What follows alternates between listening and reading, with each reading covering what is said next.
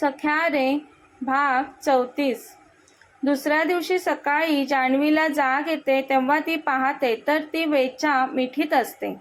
जान्हवी तिच्या अंगावरील वेदचा हात हळूवार काढू लागते. तिला वेदला झोपेतून जागे करायचे नव्हते म्हणून. वेदला तर पहाटे लवकर उठून जिमला जाण्याची सवय असते, पण आज त्याची जान त्याच्या मिठीत होती म्हणून तो झोपून राहतो त्याच्या जानला मिठीत घेऊन. पण आता त्याची जान त्याच्या मिठीतून बाजूला होत असते. तसा वेद पटकन डोळे उघडतो. पाहतो तर जान्हवी त्याच्यापासून दूर जात असते. वेद पटकन जान्हवीचा हात पकडून तिला स्वतःजवळ ओढून घेतो. जान्हवी वेदच्या अंगावर पडते. जान, कुठे चालली एवढ्या लवकर? झोप ना आणखी थोडा वेळ. तशी जान्हवी बोलते, अहो सकाळ झाली, मला फ्रेश व्हायचं आहे आता. सोडा, मला जाऊ द्या ना. वेद त्याच्या जानकडे एकटक पाहत तिचे विस्कटलेले समोरील केस तिच्या कानामागे टाकत असतो. जान्हवी वेदच्या अंगावरच असते अजूनही. वेद नाही सोडणार, झोप आणखी थोडा वेळ बोलतो. वेद जान्हवीला तसेच त्याच्या अंगावर मिठीत घेऊन झोपतो. जान्हवीला आता तसं झोपायला अवघडल्यासारखं वाटत होतं. ती पुन्हा एकदा, अहो सोडा ना मला फ्रेश व्हायला जायचं आहे. तुम्हालाही ऑफिसला जायचे आहे ना, तुम्हीही उठा आता. तुला फ्रेश व्हायला जायचं आहे जान? ओके फाईन, सोडतो तुला, पण एका अटीवर. तो त्याच्या जानच्या डोळ्यात पाहून बोलतो. जान्हवी बोलते, कोणती अट? तू रात्री किस केलं मला, पण माझं समाधान झालं नाही. मला आता तू मनापासून किस कर. त्यानंतर मी लगेचच सोडतो जान तुला. असे बोलून जान्हवी भोवती असणारे त्याचे हात तो आणखी घट्ट करतो. तसे स्वतःला सावरून अंग चोरत असलेल्या जान्हवीचा तोल जाऊन ती पूर्ण वेदच्या अंगावर पडते. तिचे कपाळ त्याच्या कपाळावर आपटते. जान्हवी आऊच बोलून थोडं कळवळते. वेदलाही थोडी वेदना जाणवते, पण तो जानचा कळवळलेला आवाज ऐकून त्याची वेदना विसरतो. जान, खूप जोरात लागलं का तुला? बोलत तो तसा जानला पकडून तिच्या बाजूला पलटी मारतो.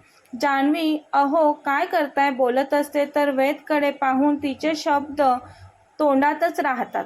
वेद खूप काळजीने तिच्याकडे पाहून तिच्या कपाळावर हळूवार त्याच्या हाताच्या बोटांनी स्पर्श करत असतो. जान्हवी ही स्तब्ध होऊन त्याच्याकडे पाहत असते. जान, सॉरी, खूप दुखतंय का विचारतो.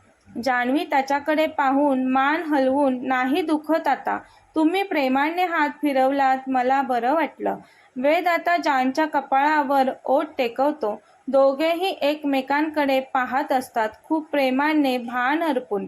वेद जानचं सुंदर रूप पाहून न राहून त्याचा चेहरा तिच्या चेहऱ्याजवळ आणत असतो. आता तो जानच्या इतका जवळ असतो की त्याचे ओठ तिच्या ओठांना टच होणं बाकी होतं फक्त.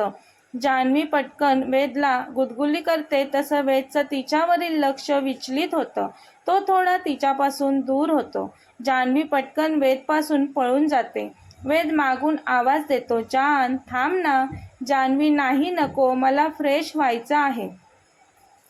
मी चालले फ्रेश व्हायला. जाता जाता वेदला बोलते. वेद तिच्याकडे पाहून, जान खूपच नटखटी होत चालली आहेस तू. मी पण वेद आहे, पाहतोस तुला आता. वेदही त्याच्या जिममधील बाथरूममध्ये फ्रेश होण्यासाठी जातो. जान्हवी फ्रेश होऊन येते पाहते तर बेडवर वेद नसतो. तशी जान्हवी तिचं आवरून पटकन किचनमध्ये जाते.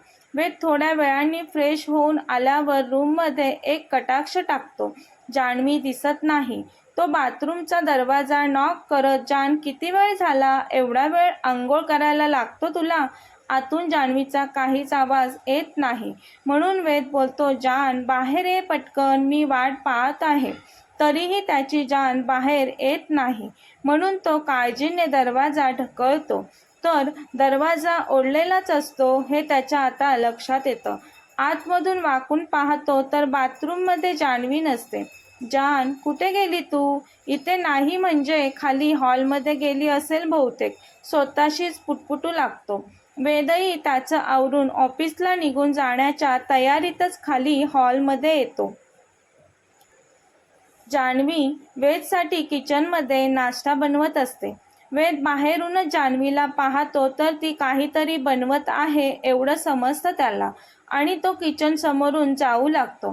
त्याच्या बुटांचा टक टक आवाज जान्हवीच्या कानावर पडतो. तशी ती माईंना बोलते, माई हे पहा एवढं हे चालले वाटतं ऑफिसला, मी थांबवते यांना नाश्त्यासाठी. माई बोलतात, पाहते मी, जा तू. जान्हवी आता वेदला मागूनच आवाज देते, अहो चाललात तुम्ही ऑफिसला?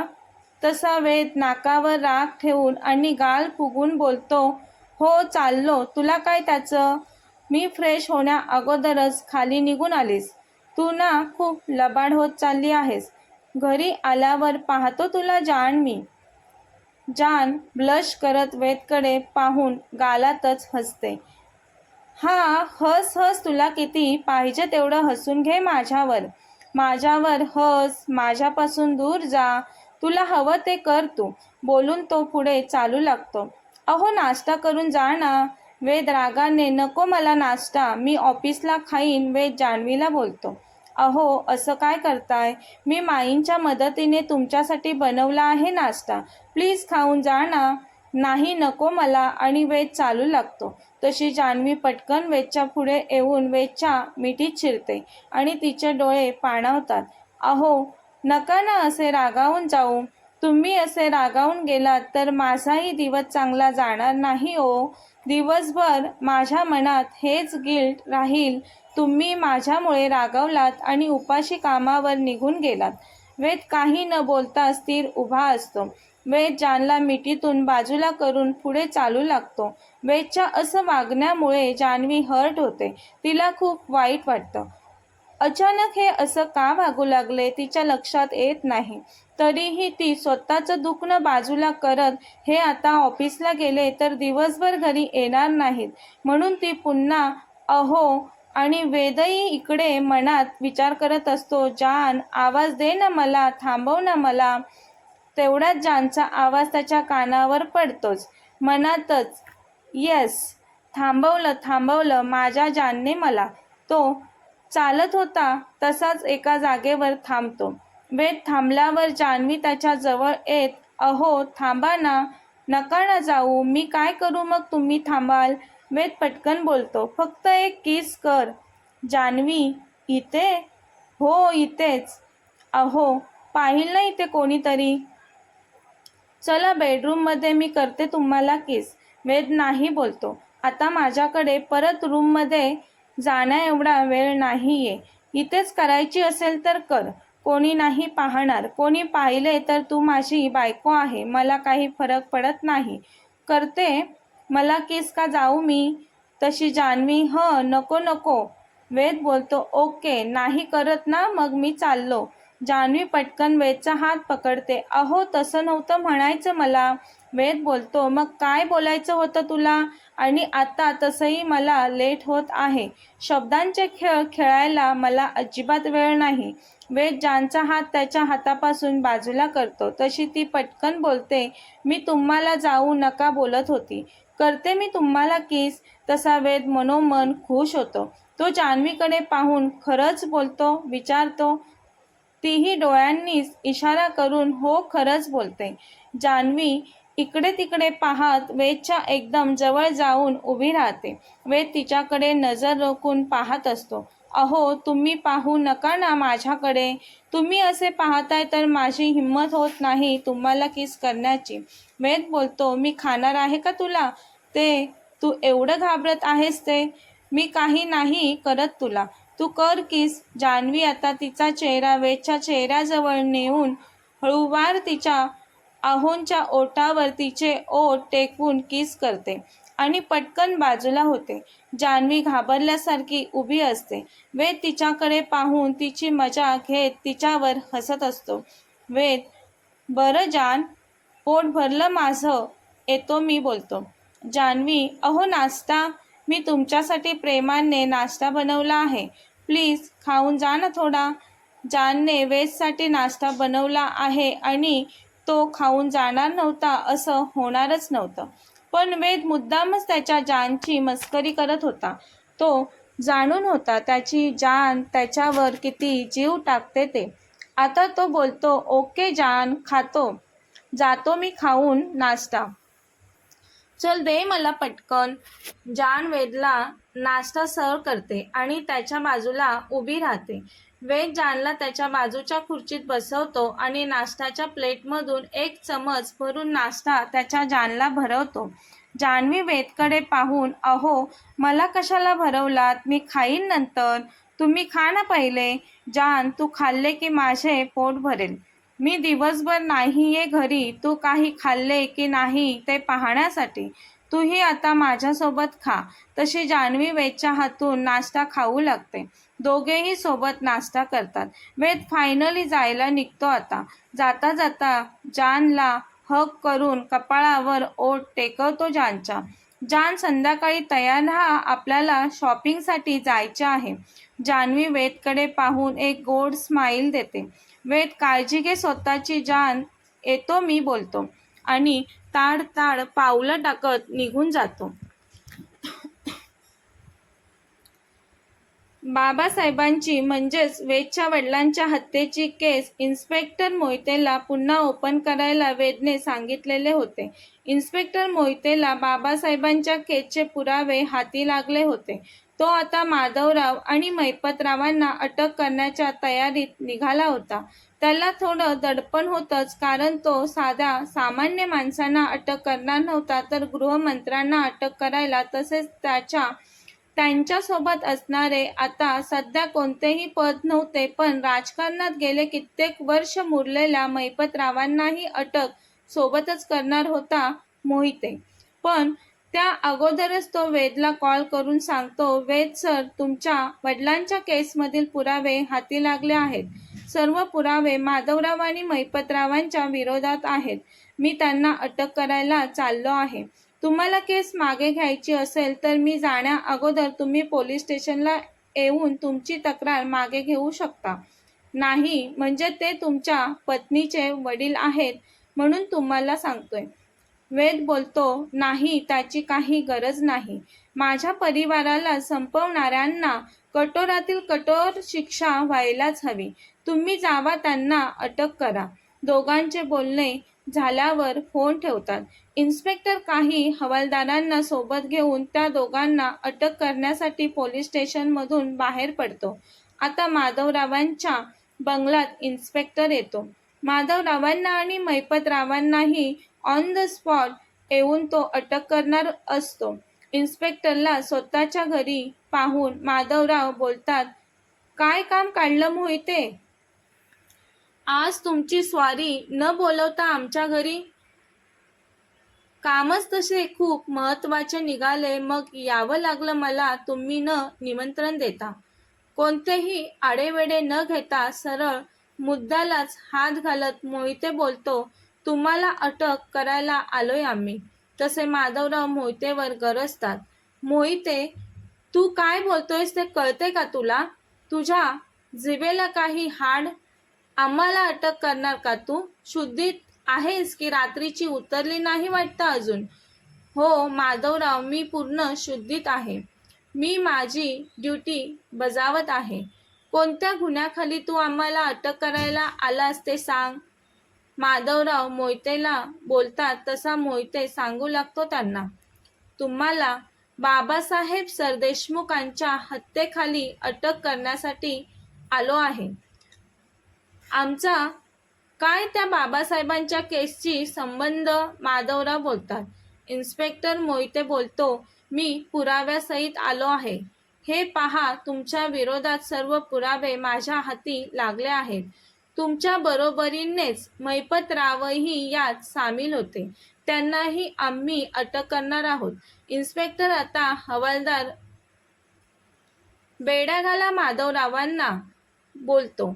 माधवराव मोठ्या आवाजात, थांब तिथंच, आम्हाला हात लावायचा नाही. आम्ही कोण आहोत माहिती नाहीये का तुला? हवालदार घाबरून 2 पावलं मागे जातो. आम्ही स्वतः येतो तुमच्यासोबत.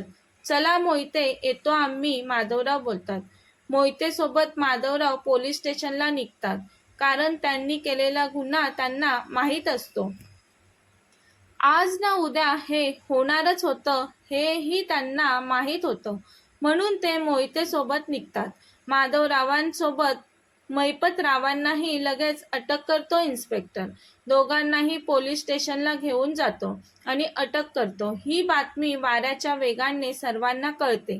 प्रत्येक न्यूज चॅनलवर हेडलाईन, बाबासाहेब सरदेशमुखांच्या परिवाराला संपवण्यामागे 2 दिग्गज नेत्यांचा हात, गृहमंत्री माधवराव आणि मैपतरावांना अटक. जान्हवी टीव्हीवर तिच्या बाबांच्या अटकेची बातमी पाहते आणि शॉक होते. माझ्या बाबांना अटक झाली म्हणून रडू लागते. स्वतःशीच बडबडत असते, अहो तुम्ही शेवटी तुम्हाला हवं तेच केलं. माझ्या बाबांना अटक झालीच याचीच मला भीती होती. घरी आई आणि वरूणची काय अवस्था झाली असेल. मी ही अशी घर सोडून आली ते कमी होतं, त्यात भर बाबांना अटक झाली. किती धक्के सहन करावे लागत आहेत माझ्या आईला. तेवढ्यात जान्हवीच्या फोनवर वेदचा कॉल येतो. त्याला माहीत होतं जानने न्यूज पाहिली की ती खूप पॅनिक होईल, आणि झालंही तसंच. जान्हवी डोळे पुसत स्वतःला सावरत वेदचा कॉल घेते. हॅलो बोलते. तिचा कातर झालेला आवाज ऐकून वेदच्या काळजात चरकन कळ येते.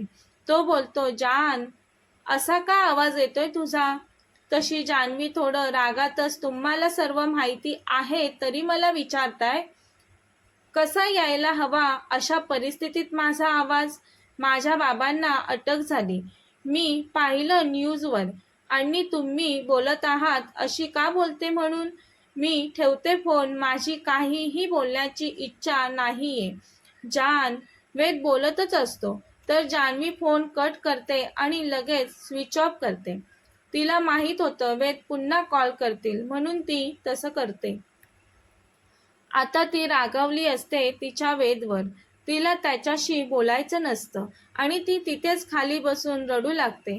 देवा गणपती बाप्पा, माझं यांच्यावरील खूप प्रेम आहे आणि माझ्या बाबांवरही खूप प्रेम आहे, पण यांना बदला घ्यायचा आहे म्हणून त्यांनी माझ्या बाबांना अटक करवली. माझे बाबा तर माझ्यावर आणखीनच रागावले असतील. कसं होणार आता गणपती बाप्पा, तूच मार्ग दाखव. माझ्या बाबांना सुटू देत लवकर पोलीस स्टेशनमधून. त्यांच्याकडून खूप मोठी चूक झाली माहिती आहे मला, तरीही माझ्या बाबांना अटक झाली हे ऐकूनच खूप त्रास होतोय. सहन नाही होत हे मला. यांचा तर परिवारच माझ्या बाबांच्या चुकीच्या वागण्यामुळे संपला. त्यांना किती त्रास होत असेल. माझं डोकं सुन्न झालं आहे. मला काही सुचत नाही. कोणाची बाजू घ्यायची, कोणाच्या बाजूने बोलायचं. इकडे आड तिकडे वीर अशी परिस्थिती झाली आहे माझी. बाबांविषयी मी काहीही यांच्यासोबत बोलायला गेली तर हे रागवतील माझ्यावर. त्यांनी अगोदरच मला सांगितले आहे या प्रकरणात तू पडायचं नाही म्हणून, आणि जरी तू त्या संदर्भात काही बोलायला आलीस तरी मी तुझं काही एक ऐकणार नाही. जान्हवीला आता विचार करून करून खूपच हुंदके येत होते. रडून रडून डोळे रक्तासारखे लाल झाले होते तिचे. इकडे ऑफिसमध्ये वेद बेचैन होतो. कामात लक्ष लागत नव्हतं त्याचं. त्याच्या जानने काहीही न बोलता त्याचा कॉल कट केला होता. तो त्याची सर्व कामे मागे टाकून त्याच्या जानकडे जायला घरी निघतो. कथेचा पुढील भाग पाहण्यासाठी चॅनलला सबस्क्राईब करा. कथा आवडल्यास लाईक, शेअर आणि कमेंट करायला विसरू नका. धन्यवाद.